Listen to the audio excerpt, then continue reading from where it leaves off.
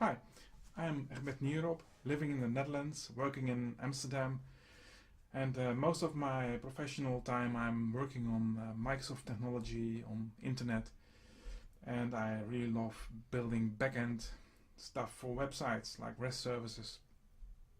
So today I'm going to show you how you can uh, very quickly utilize one of my components that I created many years ago, but I also extended that to ASP.NET and ASP.NET Core. It's ASP Session, I'll show you. It's this website, and it explains that you can have a session state, like here in this code, and you can have a cache, a global cache for your whole website. Wow, that's cool. And you can configure it using config, and finally the state is stored in Redis server. And of course, it's using the best logic possible and uses as least as possible round trips to your Redis backend. So let's go for the website, and I created a simple ASP.NET Framework website. I didn't change anything. It's basic, a new website. And also I'll show you where my Redis server is running. I'll clean it to be sure. It's running locally within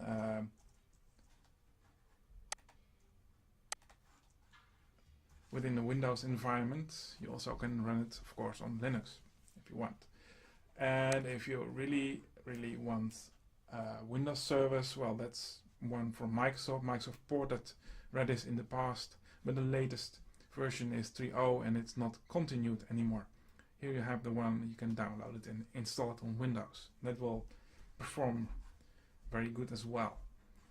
So let's go back to the web application. I'll run it and show that it's giving you this website. Nothing has been modified again. And what I want to show is here at this part, what I point to, I want to have a counter and have it increment at each refresh of the website. That's an easy one. I'll copy the code from a prepared demo.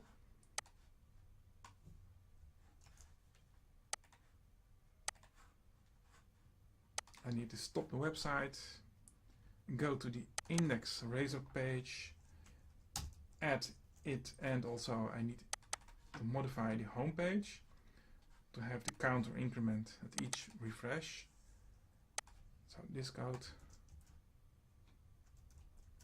And of course, this is using the Microsoft session web state, and we replaced it. So we need to replace that HTTP module. For this, I manage NuGet packages. I browse for ISP Session IO. You see there are two versions. There is an ASP Session IO Core for ASP.NET Core, and one for classic .NET Framework. For this demo, I'll demonstrate this one. I'll install it. And during installation, it uses default settings, so customization comes later. Web.config has been changed. As you can see, this section has been added. It removes the Microsoft Session State module. It adds our custom one. It also adds an application managed handler. And it added all the default application settings which are used by our component. They are sufficient to keep it like that for this demonstration purpose. Now this is all I have to do. Let's go back to the index, and it should increment run.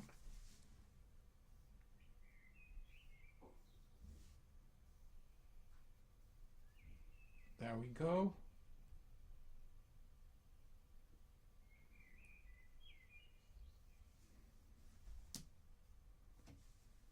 What it does is adding a cookie, and the cookie is used to be stored on Redis. So this is our session ID. It's also the value of the cookie. And I refresh, and you see the counters now 2 and 3, etc. Let's check this in Redis client. keys, star, and we only have this key. This is the application part, this is the session ID part, so we keep it unique. Now, that's all for the session state. It now runs on Redis and it is replaced, so all your code still needs to be running if you do the same trick on your own website. The application one is a little bit more complex because it's not a replacement of the application object. So here we go to global ASUX and we override the init and we set an event. Let's copy this code to our demonstration page. We go to global ASUX, add initialization. Oh, it needs to be stopped. Okay, added, and the namespace needs to be added. Okay, that's all for the initialization. I'll just put a simple variable inside the application cache. To keep it simple as possible, I don't use all kinds of patterns, just the least amount of code possible for now. You'll do it a lot better, of course. Now, to do something with that caching variable, I need to get it from the context. So I'll go to the home controller and add this code. It gets it from the context. Add interface. I also have used a view class. Copy that too.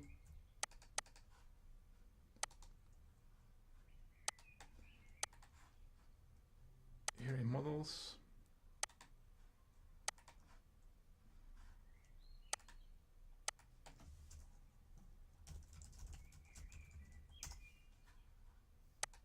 And replace it.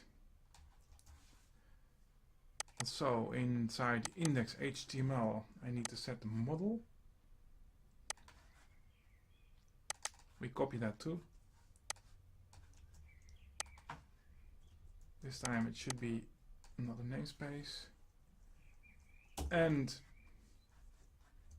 I add the paragraph.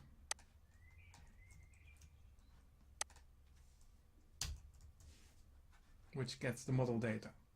Okay? For now this should be working. Ah, I forgot the namespace. I forgot the namespace. Here it is. Enter it.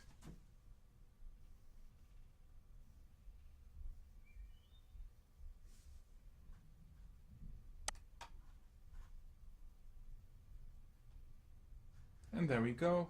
We have a new session ID, of course. Oh no, it was cached. Let's reopen Google Chrome.